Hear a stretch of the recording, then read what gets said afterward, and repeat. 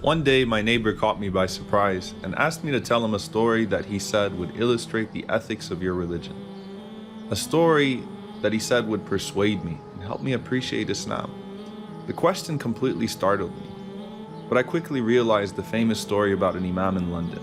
Several years ago, an imam moved to London. He used to take the same bus every single day with the same driver to a stop near his mosque.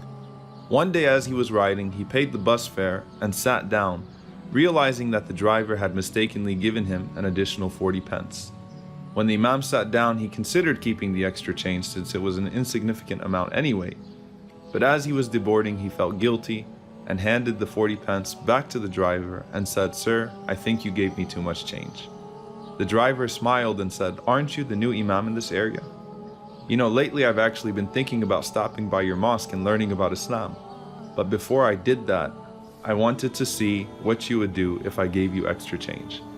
As the imam stepped off of the bus, he was so shaken by the incident that he grabbed the pole, looked up to the sky, and cried out, "Oh Allah, I almost sold Islam for 40 pence. My neighbor said, "Let's face it though, if it was a significant amount of money, the imam would have kept it." I insisted that this was the inherent nature of the Muslim and he would have given it back even if it was 40,000 pounds. But he shook his head in disapproval, indicating he wasn't impressed. I didn't think that my neighbor thought much of the imam story. I thought he'd probably forgotten about it by the next day.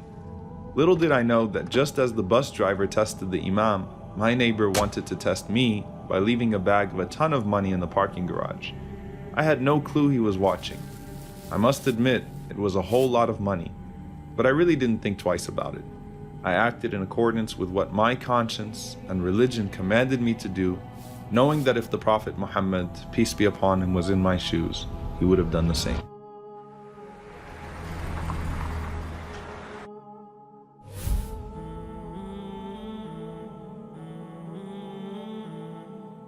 I had to find a way to get it back to its owner.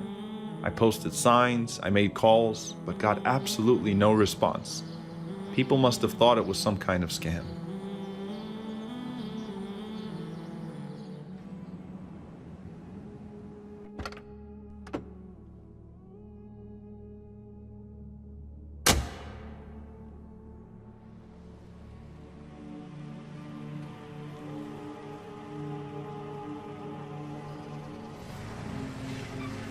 My neighbor says to me, "Muslims can't be tempted, huh?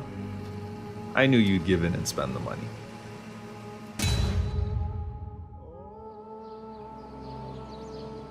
So I told him what happened. "I'm not here to defend myself," I said.